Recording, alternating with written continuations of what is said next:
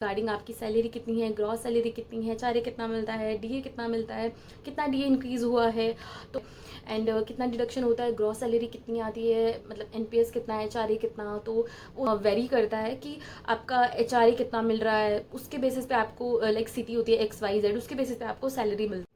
So hi everyone, I hope you all are preparing so well for your upcoming exam. So as you all know, I'm working as a nursing officer in AIIMS New Delhi from last 8 months. So in this video, I will be discussing about my salary. Like मुझे बहुत ज़्यादा messages receive हुए थे regarding आपकी salary कितनी है, gross salary कितनी है, एचआरए कितना मिलता है, डीए कितना मिलता है, कितना डीए इंक्रीज़ हुआ है. तो इन दिस वीडियो में इस वीडियो में हम बात करेंगे my exact salary with salary slip. मतलब देखो, मुझे कुछ चीज़ें हाइड नहीं करनी है. जो एग्जैक्ट सैलरी है, तो जो चीज़ें डिडक्ट होती हैं तो होती हैं, ठीक है. कोई बोलेगा 2 लाख सैलरी है, कोई बोलेगा इतनी सैलरी है. जो so this is the most awaited video. इतने ज़्यादा मुझे टेक्स्ट रिसीव हुए थे इस वीडियो के regarding. So this video is about my salary, exact salary of a nursing officer in AIIMS New Delhi. As we all know कि थोड़ा बहुत वेरिएशन होता है हर एक एम्स में सैलरी का.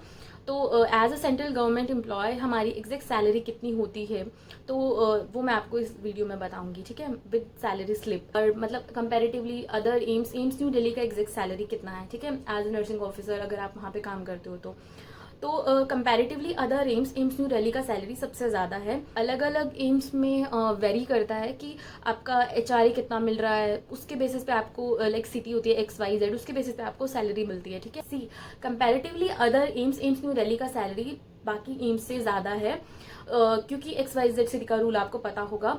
तो एम्स न्यू दिल्ली में जो एग्जैक्ट सैलरी स्टार्टिंग सैलरी है वो है 83,000 to 86,000. मतलब ये डिपेंड करता है आपका टैक्स कितना ज़्यादा कट रहा है बाकी चीज़ों पे, बट वो टैक्स एंड में जाके सबका इक्वली हो जाता है, तो उस चीज़ों पे डिपेंड करता है. So the salary I am getting, मतलब जो जुलाई में मेरा विद एचआर एंड सब चीज़ों के साथ जो मुझे मिला था वो था 83,600, मतलब अप्रॉक्स 84,000 ही था वो. तो वो मुझे विद एचआरएम मिला. So here I am showing you my exact salary slip of last month, जिसमें मुझे बेसिक पे मिला 46,200 रुपीज़. डेयरनेस अलाउंस मुझे मिला 23,100 रुपीज़. और एचआरए जो जिसका मुझे बहुत ज़्यादा वेट था, होम रेंट अलाउंस, वो मुझे मिला 13,860 rupees. And as you all know कि अब डेयरनेस अलाउंस पहले 46% था, 50% हो गया. तो उसी की वजह से जो हमारा एचआरए था वो भी इंक्रीज़ हो गया है, ठीक है. पहले 27% था, वो 30% हो गया. तो इसके बाद फिर जो ट्रांसपोर्ट अलाउंस है, और लाइक आप देख सकते हो यूनिफॉर्म अलाउंस भी हमें मिलता है. तो यूनिफॉर्म अलाउंस जो हमें मिलता है वो 2,250 रुपीज़. जो नर्सिंग अलाउंस हमें मिलता है वो 9,000 मिलता है. इसी के साथ हमारी जो ग्रॉस सैलरी हो जाती है वो है 1,09,512 रुपीज़. तो हमारी जो ग्रॉस सैलरी होती है वो 1 लाख से अबव ही होती है if you are working in AIIMS New Delhi. Then उसके बाद मैं आपको बता दूं कि एचआरए डिपेंड करता है कि आप कौन सी कैटेगरी में, मतलब आपका एम्स है, like XYZ class of cities होती है ना, लाइक जहाँ पे जितनी ज़्यादा पॉपुलेशन होती है उसके अकॉर्डिंग आपको एचआरए मिलता है. तो एम्स न्यू दिल्ली में सबसे ज़्यादा एचआरए मिलता है, ठीक है.